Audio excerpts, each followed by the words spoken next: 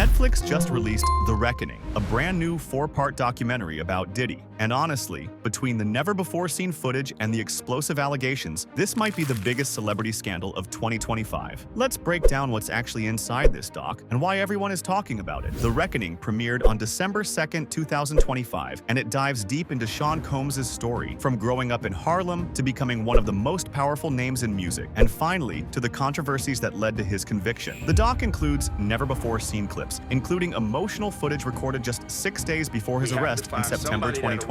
You see Diddy pacing, talking with his lawyer, clearly stressed and overwhelmed. There are also interviews with former employees, insiders, and people who knew him personally. And according to the documentary, they paint a picture that goes far beyond music and fame, one involving control, manipulation, and exploitation. The documentary shares stories from people who say they witnessed or personally experienced behavior that crossed the line. The idea here is simple. Behind the fame, the power, and the lifestyle, there may have been a pattern of misconduct that stayed hidden for years. One of the big points made in the interviews is that Diddy allegedly used his money and influence to attract women, sometimes women who were already in relationships. Again, these are claims, not proven facts, but the documentary presents them as part of a larger pattern. Many of the people speaking say they stayed silent for years, and now, with everything finally out in the open, they're ready to talk. Now let's talk about what's officially confirmed. In 2025, Diddy was convicted on 2 counts under the Mann Act, specifically for transportation for the purpose of prostitution. He was sentenced to 50 months in federal prison. He was acquitted of the bigger charges, racketeering and sex trafficking, but the conviction alone was enough to shock the entire entertainment industry. For someone with his status and influence, this is one of the most dramatic falls from grace we've seen in recent music history. Of course, the documentary didn't come out quietly. Diddy's team immediately slammed The Reckoning, calling it a shameful hit piece. They claim Netflix